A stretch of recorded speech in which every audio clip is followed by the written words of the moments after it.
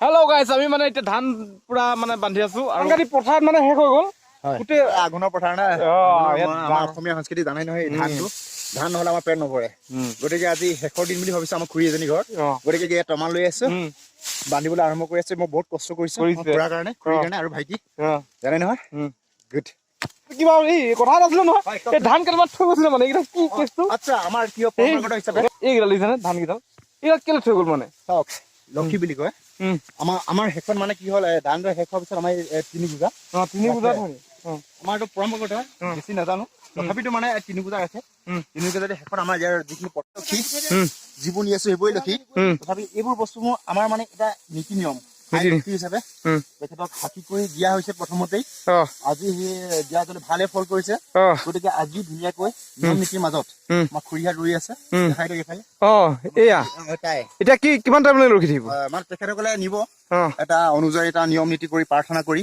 সেইটোৱে তাৰমানে এতিয়া কাচি চিঙা বুলি কয় আৰু ধান কটা শেষ বুলি কয়। এতিয়া মানে তিনি পূজা গাইজ। হেল্ল' গাইজ, মানে তিনি পূজা ধান ৰাখি থৈ দিছে। এতিয়া লক্ষ্মী নিব মানে গোটেই পথাৰত ধান কাটি শেষ হৈ গ'ল আৰু ইয়াত তিনি পূজা নিয়মৰ কাৰণে মানে ৰাখি থৈছে। এতিয়া লক্ষ্মী কাটিব আৰু লক্ষ্মী নিব কেনেধৰণে আপোনালোকে লক্ষ্মী কাটিবলৈ আহি আছে। এয়া নাচি নাচি আহি আছে লক্ষ্মী। এয়া লক্ষ্মী মানে কাটিবলৈ আহিছে, লক্ষ্মী কাটিবলৈ আহি আছে। এয়া আমাৰ হেৰি হয়, এয়া লক্ষ্মী কাটিবলৈ আহি আছে। এয়া লক্ষ্মী এতিয়া কাটিব। ইয়াত তিনি গুজা ৰাখি লৈছে নে? এগুজা কাটিলে দিছে নে? এগুজা আৰু দুগুজাটো কি হব? হৰিচন্দ্ৰ। এইয়া লক্ষ্মী কাটিলে। তাৰপৰা এতিয়া নিব নিয়া চিষ্টেমটো কিমান দেৰি হ'ব? কেলে নাকি কাটিম পিছত।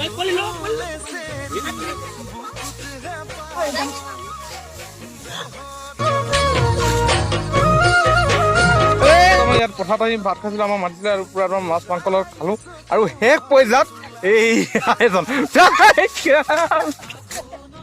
শেষ পৰ্যায়ত এতিয়া ফিনিচিং মানে এয়া লক্ষী আমাৰ অলৰেডি এয়া বান্ধি মানে দিলে আৰু আমাৰ লক্ষী যিজনে নিব আৰু ভাইটিটো এইটো। ভাইটি নামটো কৈ দিয়া দেখিছে গাইজ, মানে নামটো কেতিয়াও নকয় মানে লক্ষী নিলে মানে। এইটো হ'ল বহুত ডাঙৰ মানে এইটো এটা ৰহস্য সোমাই আছে। এই ৰহস্যটো আপোনালোক ক'বলৈ চেষ্টা কৰিম এদিন কোনোবা দিনা। আৰু এয়া আমাৰ এতিয়া লক্ষী নিব ভাইটিয়ে। চাওঁ তোমাৰ নামটো কি বাৰু? দেখিছে গাইজ, মানে এইটোৱে মেইন ফেক্টটো। যেতিয়া লক্ষী নিব মাত মাতিব নোৱাৰে। খেতি কৰা মানুহটো প্ৰায় কমিয়ে গ'ল আৰু খেতি কৰা মানুহটো 100% বহুত কমি গ'ল। আজিকালিতো খেতি প্ৰায় মানুহে নকৰা হ'ল হয়নে? আমি আগতে জানিছিলো মানে সৰুতে শুনিছিলো থৰ মানে কি বস্তু আমি বুজি নাপাইছিলো। থৰ বুলি কয় ডাঙৰি বান্ধে যে যিসকলে, আপোনালোকে এতিয়া ডাঙৰি বান্ধি আছে তাতে। আৰু থৰ মানে কি বস্তু আৰু কি আজিলৈ চাই লওক, শুনি লওক। আৰু থৰ মানে কিছুমানে 5টা কৰি লয়, কিছুমানে 4টা কৰি লয়। যেনিবা তুমি 4টা দিছো নে? 4টা এইটো হ'ল এথ বুলি কয়। এথৰ আপুনি কিমান জাপ জাপিব পাৰে, কিমান জাপ জাপিব পাৰে মানে 5 জাপিলে 5 থৰ হ'ব। আৰু দাঙিব পৰা ক্ষমতাটো মানে ক্ষমতা অনুযায়ী 5 থৰ। কোনোবা 5টা কৰি লয়, মোৰ এতিয়া মুঠিবোৰ ডাঙৰ ডাঙৰ হৈছে, গতিকে 4টা কৰি হৈছেহে। গতিকে এইটো এটা এথ বুলি কয়। ঠিক তেনেকে ৰিয়েল মতে এথৰত কেইটা থাকে? 5টা কৰি প্ৰায় লয় মানুহে। এতিয়া এইপিনে হাতত আপোনাৰ এথৰ আছে নেকি? এথ মানে 8টা লগ লাগি কাৰোবাৰ কাৰণে হয়তো ডাঙৰকেও ল'ব পাৰে। শুনিলে নে? আৰু যিসকলে মানে খেতি মানে যিসকলে আজিলৈ পথাৰত নামি পোৱা নাই, তেওঁলোকে আমি যেতিয়া মানে এজন ডাঙৰীয়া মানে মানুহে কৈ দিয়ে থৰ আজি ইমান থৰীয়া ডাঙৰীয়া এটা আনিলো বুলি কৈ দিয়ে, বা 1 ভাৰ আনিলো বোলে 10 টকীয়া 5 টকীয়া, এই বস্তুটোকে আজি মানে ক'বলৈ গৈছো। 5টা আৰু 4টা বুলি কয়। মানে বস্তুটো এইফালে যদি 5টা হয়, এইফালে 5টা হ'লে 10টা। এইটো এটা এথ বা 4টিয়াকে বুলি কয়। 4টিয়া বুলি কয়, মানে এইফালে 4টা এইফালে 4টা, 8টা সেইটো এথ বুলি কয়। ঠিক তেনেকে ধৰণে থ হিচাপত সেইটো কৰে মানে। সেইকাৰণে গাইজ মানে আৰু ভাত খোৱা বহুত প্ৰয়োজন। খেতি কৰিবলৈ মানে প্ৰায় মানুহ কমি গৈছে খেতি কৰা। আৰু যদি আপোনালোক এনে আছে খেতি কৰিবলৈ আহক, পথাৰত নামক। আৰু মানে কি হ'ল, খেতি কৰিলেহে মানুহৰ কি মানে জীৱনটোৰ মানে গাঁৱলীয়া যিটো জীৱিকা, গতিকে খেতিৰ ওপৰত নিৰ্ভৰ হয়। গতিকে এই খেতিবোৰ যদি কৰিবলৈ হেৰাও, তেনেহ'লে আমি নিশ্চয় বহুত ডাঙৰ কৰ্ম কৰিব লাগিব, বিজনেছ কৰিব লাগিব, চাকৰি কৰিব লাগিব। তেতিয়াহে মানে ক'ৰবাত থাকি আমি কিনি খাব পাৰিম। কিন্তু সেইটো আমাৰ মানে পৰ্যাপ্ত পৰিমাণে নাই। আৰু প্ৰায় মানুহৰ মানে চাকৰি বাকৰিটো নাইকিয়াই হৈ গৈছে। এতিয়া সেই সকলো মানুহটো এনে থকাতকৈ আপোনালোকে খেতি লাহক ন।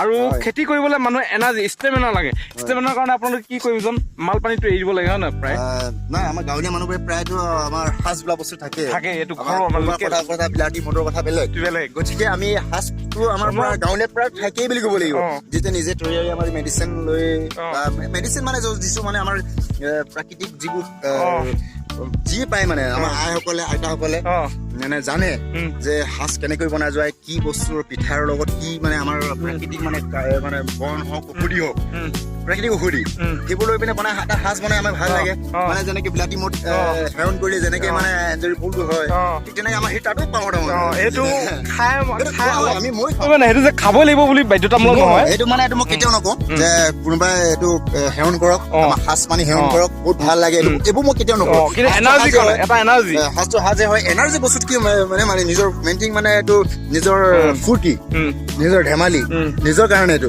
কোনো এইটো বস্তু নহয় যে এনাৰ্জি পাম এইটো মই কৰিম খাম নো এতিয়া লাষ্ট শেষ পৰ্যায়ত আপুনি ক'ব পাৰে যে আপোনালোকে যিসকল মানুহ এনেই আছে চাকৰি বাকৰি নকৰাকে খেতি কাৰণে আহক নেকি মইতো তাকে আহ্বান কৰো মানে মইতো খেতিত মই বছৰটো খাইও শেষ কৰিবও নোৱাৰো গতিকে আমি মই শাক চব্জিৰ কাৰণে বা কিনি খাবৰ কাৰণে নিজেও শাক কৰো মইতো খেতিয়কেই আৰু গতিকে ঠিক তেনেধৰণে আমি পাবলগীয়া বস্তুবোৰ ঘৰতে পাওঁ গতিকে 2 টকা পাবৰ কাৰণে ইনকামটো আছেই ধৰ নিজৰ কৰ্মৰ ওপৰত যিটো শিক্ষা আছে যিটো কৰিব মন আছে সেইটো ক্ষেত্ৰত গুচি গৈ পইচা নালাগে মোৰ কাৰণে মানুহ এটা জীৱিকা হবলৈ হ'লে এতিয়া দাদা আপোনাৰ এটা কথা কওঁ চৰকাৰক এটা অনুৰোধ কৰি দিয়ক এই ভিডিঅ'টোৰ জৰিয়তে যাতে চৰকাৰেও গম পাওক যে খেতিয়কসকলে যিটো এটা মানে PM কিষাণৰ জৰিয়তে 2000 টকাকে পায় সেইসকলে তাৰমানে উচিত মানে যিসকলে পাব লাগে সেইসকলক দিয়ক নে কি সেইটো আপুনি চৰকাৰক কিবা এটা ক'ব চৰকাৰ অনুযায়ী মই এইটো মানে অনুৰোধ কৰিছো কৃষ্ণ বুলি কওঁ আমাৰ গাঁৱলীয়া মানুহ গতিকে মই চৰকাৰে এইটো আহ্বান কৰো যে হয় এনেকুৱা গাঁৱলীয়া খেতিয়কসকলে মানে অনুদান যেনেকে ধৰণে দিছে দিবলগীয়াটো চাই চিতি দিয়ক মই পাব লাগে বা অন্যজনে পাব লাগে গতিকে কিছুমানে কৰ্মস্থলীত বহুত ওপৰত তেখেতসকলে পাব নালাগে সেইটো মানে আমাৰ চাই চিতি আমাৰ গাঁৱৰ যিটো মানে ৰক্ষা এখন দিয়া আছে মানে কাৰোবাৰ গাইড দিয়া আছে চাগে গতিকে তেখেতসকলে চাই আমাৰ নিচিনা কৃষক দেখিছে ঘাম ওলাই আছে